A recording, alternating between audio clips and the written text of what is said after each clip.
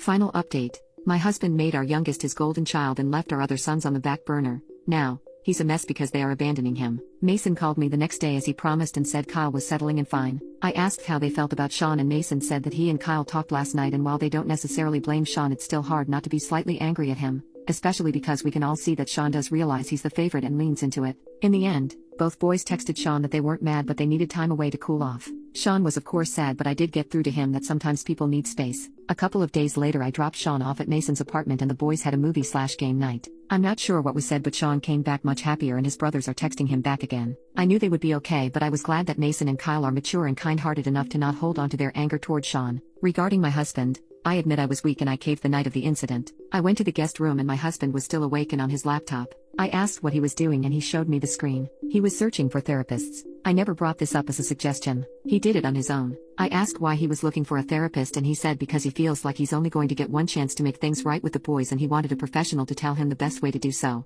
It lifted so much of my fears and anxiety about how he felt. I cried and I told him to come back to our room. He took the next day off of work. In our entire 22 years of marriage he has called out of work less than 5 times. He talked to 3 different therapists for roughly an hour each before deciding he liked the second one best. He's an older man with adult children and my husband said he felt like the therapist could relate to him and understand his situation best. I was so proud of him. His therapist suggested sending a short apology and promised to work on himself. Both his therapist and myself read the text but did not change or influence him in any way. The words are entirely his own. He wrote, "I'm sorry. I messed up. For years I messed up.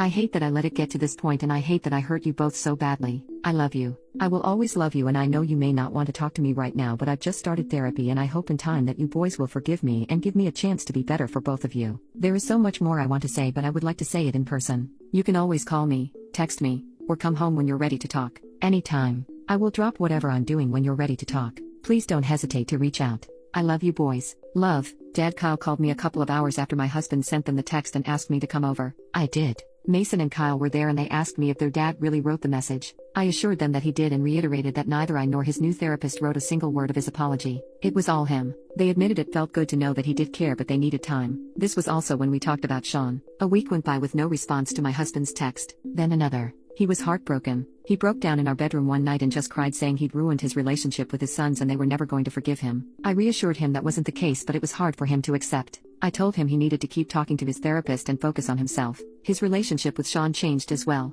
Even though he was the only son we had in our home he started to spend less time with him. And Sean was completely fine with this. His therapist helped him realize that he was the one always initiating hangout time with Sean. He'd go to his room and ask Sean if he wanted to do something. Or he'd tell Sean to go with him when he went to pick up dinner or go run errands. 5 days ago Kyle finally texted my husband asking if they could talk. My husband said absolutely and asked where Kyle wanted him to go. Kyle said he and Mason wanted to come to the house. My husband, true to his word, called his boss and said he needed the rest of the day off for a family emergency. I dropped Sean off at my mother's house so the boys could talk openly to my husband without worrying about hurting Sean's feelings and they came over and we all talked in the living room. It wasn't easy. We all cried, but my husband did everything right. I repeat, he did everything right. He apologized. He didn't deny his favoritism. He told the boys about his work with his therapist and how it was helping. He said he's learned he justified his favoritism by telling himself that he and Sean were just closer but he now realized they were only closer because he was putting the majority of his time and effort towards Sean instead of all 3 of the boys. My husband asked for one chance to show them he has and will continue to change and treat them equally. Kyle accepted his apology. Mason said he wants to but he feels like it's too late for him and my husband as he's already out of the house.